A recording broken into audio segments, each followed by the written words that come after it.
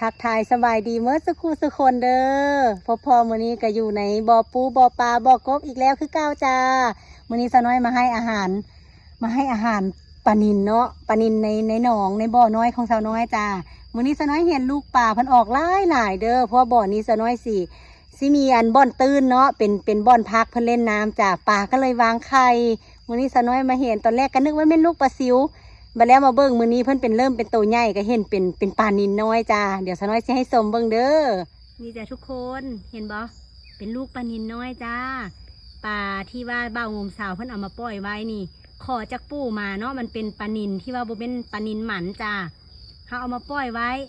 บ่อนี้สิมีบ่อนตื้นบ่อนเลิกจ้ะตรงนี้สิเลิกจากน้อยเนาะก็สิมีแม่เพิ่นอยู่แล้วก็สิมีปลาซิวอ้าวน้ำจ้ะที่สาวน้อยปล่อยไว้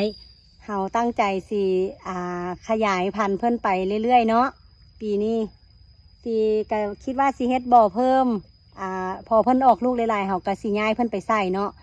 แล้วก็สิเอาลงไปใส่บ่อใหญ่น้ำจ้าเฮาสิมีน้องสาใหญ่อยู่2หนองอยู่เนาะเฮาก็สิทยอยเลี้ยงพ่อพันธุ์เพิ่มพูนไปเรื่อยๆเด้อ เฮ็ดไปเฮียนฮู้ไปนำฝากเป็นกำลังใจให้กันเด้อจ้า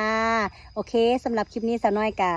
จบสำนี้เด้อสิไปหาเกลือกบเกลือปลาต่อก่อนจ้าเดี๋ยวพบกันใหม่คลิปหน้าเด้อบ๊ายบาย